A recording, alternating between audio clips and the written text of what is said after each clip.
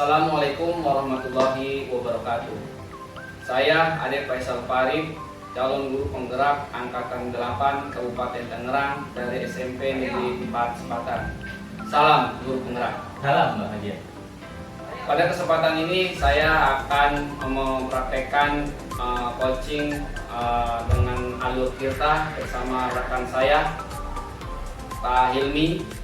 Kemudian samping kiri saya Ibu Lois.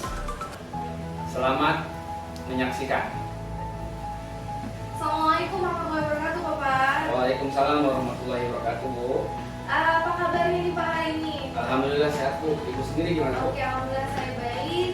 Untuk hari ini sepertinya Bapak yang melakukan kegiatan coaching ya, Pak? Iya, benar, Bu. Oke. Dari kegiatan yang coaching yang akan Bapak lakukan, apa sih kompetensi yang seperti apa yang akan Bapak kembangkan? Oke, untuk yang kompetensi yang akan saya kembangkan yaitu present atau kehadiran penuh, kemudian ingin mendengarkan secara aktif ya, dan memberikan pertanyaan-pertanyaan yang berbobot kepada coach saya. Ya baik. Berikutnya ya Pak ya, kompetensi yang akan dikembangkan secara spesifik itu seperti apa ya? Oke, kalau untuk kompetensi secara spesifik yang saya ambil itu mendengarkan secara aktif dan memberikan pertanyaan-pertanyaan yang berbobot kepada coach saya. Oke baik. Pertanyaan terakhir dari saya nih Pak ya, sebelum Bapak melakukan praktek coaching, Oke. indikator yang bagaimana yang ingin Bapak sampaikan atau yang ingin Bapak capai dalam proses coaching ini? Ya, ada pun indikator yang saya ingin capai yaitu adalah di mana coach saya ini bisa menemukan solusi yang dihadapi yang bersangkutan. Oke baik Bapak, semoga kegiatannya berjalan dengan lancar ya Pak. Oke. Terima kasih. Terima kasih banyak, Bu. Ya, assalamualaikum warahmatullahi wabarakatuh, Pak Hilmi. Waalaikumsalam Pak Faisal. Gimana kabarnya, Pak Hilmi? Alhamdulillah sehat Pak. Gimana sehat. dengan Bapak? Alhamdulillah sehat juga, Pak Hilmi. Ini ada obrolan apa nih yang ingin disampaikan pada coach ses ini? Iya. Jadi saya punya masalah curhatlah ceritanya nih ya. Secara umum saya mengalami kendala konsistensi, jadi tidak konsisten dalam melakukan pembelajaran. Di mana ketika saya berada di kelas, terkadang itu berbeda dari satu kelas ke kelas yang lain. Dalam artian seperti ini, kita sudah mempelajari di KGP itu mempelajari tentang bagaimana diferensiasi, kemudian PSE, tetapi ketika di tempat di kelas tertentu saya melaksanakan, tapi di kelas lain saya tidak melaksanakan gitu Pak. Jadi nggak konsisten lah Pak gitu Pak. Jadi di sini permasalahan Pak ini tidak konsisten ya Betul. dalam pembelajaran. Betul. Nah, mungkin Pak ini punya ukuran tertentu nih dalam keberhasilan pada course hari ini. Apa sih keberhasilan nanti tujuannya itu? Ya, jadi memang kalau saya berharap sih setelah course ini saya punya solusi tentang bagaimana saya bisa lebih konsisten lah satu kelas dengan kelas lainnya minimal sama gitu Iya. Pak. Jadi ukurannya sih seperti itu Pak. Oke. Kemudian apa hal yang baik yang sudah Pak Hilmi lakukan dalam mencapai tujuan itu?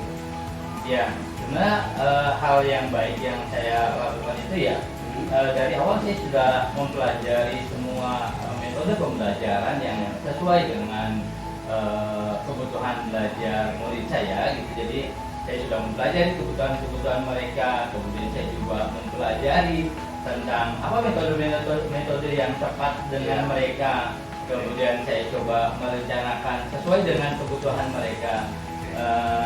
Itu yang itu Pak, yang yang sudah saya lakukan lah kayak gitu ya. Jadi Pak ini sudah melakukan kayak semacam minta pendapat ya ke anak mungkin ya peserta didik dalam konsistensi pembelajaran. Nah, kalau kita lihat nih Pak Hilmi ya, kita kira-kira di skala antara 1 sampai 10 ini Pak Hilmi ada di posisi mana? Ya, kalau sekitar 5-an Pak kayaknya sih, kalau saya lihat sih di angka 5 itu jadi enggak kadang kalau lagi itu konsisten kadang enggak gitu. Oke. Berarti di angka 5 ya. Angka 5. Nah, di angka 5. Nah, sebenarnya pingin Pak Hilmi ini mencapai tujuan itu di angka berapa? Apakah 10 sempurna apa gimana? Ya sih, jadi saya juga nggak terlalu muluk, saya pengen minimal di angka 7 udah bagus lah buat saya tuh, jadi bisa kelihatan adanya kerataan dari pembelajaran yang saya lakukan dengan metode yang sama lah minimal seperti itu. Oke, jadi mungkin nggak di angka full gitu ya? Tidak Kalau aku pasti sudah sempurna Pak Hilmi ya? Saya betul Pak, jadi saya sih pengennya ya bertahap aja lah gitu, Oke. bertahap. Iya.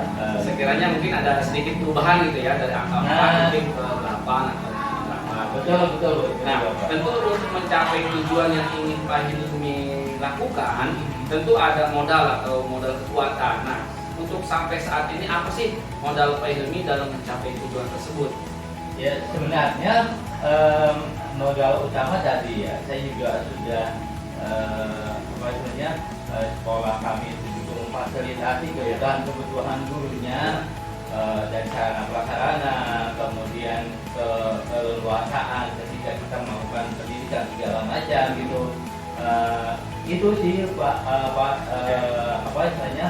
yang ada gitu Pak. Jadi dari segi modal kekuatan Pak Hilmi di sekolah sudah mendukung ya. Betul, itu pertama. Dari sarana prasarana SDM juga udah mendukung ya. Betul.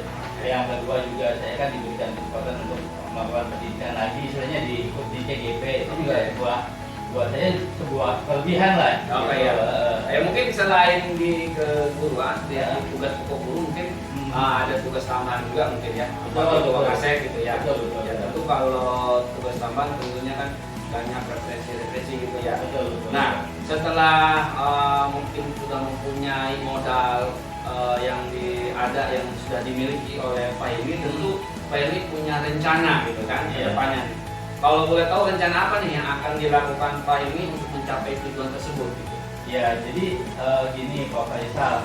Jadi benar tadi yang Bapak bilang, saya itu ada tugas tambahan ya, memang agak ekstra sih saya di kurikulum Pak gitu, saya di kurikulum. Kemudian dari situ sehingga tadi kenapa terjadi inkonsistensi ya, karena memang tugas-tugas banyak keluar segala macam itu yang menyebabkan saya tidak konsisten tuh Pak. Kemudian kalau apa yang saya rencanakan gitu, saya coba sih yang pertama dalam membuat RPP. Jadi RPP saya mungkin ke depannya tatap muka saya buat RPP, tapi mungkin saya buat skenario RPP dalam 1 minggu, sehingga saya juga punya waktu cukup lah 1 kali menyiapkan diri tetapi itu bisa dilaksanakan di semua kelas ya gitu. Itu yang pertama tuh. Kemudian yang kedua, mengatur jadwal ulang. Jadi ketika misalnya ada kegiatan-kegiatan luar, saya coba jadwal ulang. Kemudian selain itu juga mencoba mencari mendelegasikan wewenang. Kalau misalnya itu bisa dilaksanakan sama teman yang lain ya dengan teman yang lain, sehingga keberadaan saya di kelas juga tidak terganggu gitu Pak. Gitu ya, itu yang kedua. Kemudian yang ketiga, saya coba dengan berkomunikasi dengan kepala sekolah. Memang walaupun seperti apa permasalahan tadi timbul karena memang kesibukan saya, ujung-ujungnya memang di kepala sekolah. Jadi mungkin saya minta kepala sekolah saya juga memberikan sedikit toleransi lah pada saya. Jadi untuk mengembangkan metode belajar saya, mengembangkan penerapan belajar saya di kelas. Jadi seperti itu. Seperti itu Pak. Jadi luar biasa sekali ya Pak Hilmi, selain tugas pokoknya mengajar juga ada tugas tambahan sebagai kurikulum ya. Nah, kemudian nih berapa lama waktu untuk mencapai tujuan? Mungkin kan kalau untuk mencapai tujuan itu kan mungkin ada jangka pendek, ada jangka panjang. Ya, mungkin Pak Hilmi punya target gitu atau gimana dalam mencapai tujuan tersebut gitu? Betul. Jadi memang kalau tujuan jangka panjangnya sih, saya ingin ketika 1 semester ini saya sudah mulai kelihatan tuh stabilitas saya, pola pengajaran saya dari 1 kelas ke kelas tuh udah mulai bagus. Tapi misalnya minimal saya coba nih 1 minggu ke depan dengan rencana ini, apakah nanti ini bekerja dengan baik ataukah mungkin perlu ada yang diperbaiki gitu Pak. Jadi sekitar 1 mingguan lah kira-kira gitu. Oke ya, jadi mungkin dalam waktu 1 minggu ini apakah ada perubahan atau tidak gitu ya. Betul. Nah tentu dalam mencapai tujuan yang ingin dicapai oleh Pak Hilmi dalam konsistensi di proses pembelajaran tentu tidak bisa sendiri ya. Betul Pak. Pak Hilmi butuh orang lain. Nah mungkin di sini siapa nih yang akan dilibatkan atau membantu Pak Hilmi dalam mencapai tujuan tersebut? Ya, jadi memang untuk mencapai tujuan ini pertama saya butuh orang yang mendampingi saya menyiapkan alat-alat. Karena memang kalau di pembelajaran diferensiasi dia membutuhkan kayak seperti proyektor, kemudian alat-alat pembelajaran dari ibarat kayak gitu. Di sekolah kami itu sifatnya compact, jadi hanya dibawa baru dipasang. Mungkin nanti saya dengan laporan mencobalah membuat menyusun jadwal dari laporan tersebut. Kira-kira kapan saya bisa pakai atau alat yang saya pakai itu selalu ready gitu. Kalau saya pakai mereka ready itu dengan laporan. Kemudian yang kedua tentu kepala sekolah saya. Sebenarnya ujung-ujungnya kepala sekolah saya. Ujung-ujungnya tetap kepala sekolah. Jadi beliau memang harus lebih memahami peran saya sebagai pendidik itu. Oke, nggak kerasa Pak Hilmi kita sudah di ujung sesi. Tentu tadi saya sudah mendengarkan rencana atau permasalahan Pak Hilmi ke depan. Nah, di akhir sesi ini apa sih yang memang Pak Hilmi ingin dapatkan dari sesi ini gitu? Ya, dari sesi ini sih saya sudah saya sudah mendapatkan yang saya inginkan. Jadi dari obrolan barusan rasanya saya mulai pede nih menerapkan rencana tersebut. Sepertinya memang sudah clear lah Pak. Jadi tadi saya gimana ini bisa berjalan atau tidak, tapi dengan obrolan ini rasanya insya Allah jadi yang saya harapkan adanya pembelajaran yang menarik, tidak membosankan ke anak, kemudian sesuai dengan alur yang kita tentukan itu bisa terlaksana, dan tentu konsistensi saya lebih terjaga. Itu poinnya sih di situ Pak. Jadi saya berharap semua anak mendapatkan pembelajaran yang sama lah gitu Pak. Jadi lebih konsistensinya ya. Lebih konsistensi lah gitu. Mungkin nanti kita bisa berbincang-bincang lagi Pak Hilmi tentang ini. Mungkin selama 1 minggu atau 2 minggu lagi kita nanti akan ngobrol-ngobrol sejauh mana keberhasilan Pak Hilmi dalam mencapai tujuan tersebut. Pak Hilmi, terima kasih atas waktunya. Ya, mudah-mudahan apa yang menjadi tujuan Pak Hilmi bisa tercapai gitu. Terima kasih. Assalamualaikum warahmatullahi wabarakatuh. Waalaikumsalam warahmatullahi wabarakatuh. Ini praktek coaching yang sudah dilakukan. Alhamdulillah lancar sekali. Oke, untuk melengkapi rubrik penilaian saya, Bapak Isra ada beberapa hal yang ingin saya tanyakan terkait dengan praktek coaching yang sudah Bapak Isra lakukan ya. Yang pertama, Bapak Isra, apa saja yang dilakukan dalam proses coaching tersebut? Tadi alhamdulillah saya sudah melaksanakan coaching bersama rekan saya Pak Hilmi. Coaching yang saya lakukan sudah sesuai dengan alur kita, di mana ada tujuan yang sudah saya sampaikan, kemudian ada identifikasi permasalahan yang dihadapi, kemudian rencana aksi, rencana apa yang akan dilakukan oleh coaching saya, dan juga tanggung jawab itu. Oke, baik. Berikutnya Bapak Isa, dari hasil coaching itu yang sudah Bapak lakukan itu apa? Nah, pada kesempatan tadi saya sudah memberikan pertanyaan-pertanyaan yang berbobot, dan alhamdulillah coaching saya menjawab sesuai dengan yang memang menjadi permasalahannya. Kemudian juga saya sudah memberikan present kehadiran penuh, mengenalkan dengan ini ternyata yang memang tugas ini memang sebagai ini harus secara penuh gitu menghadirkan diri kita untuk mendengarkan coaching dalam menyelesaikan permasalahan.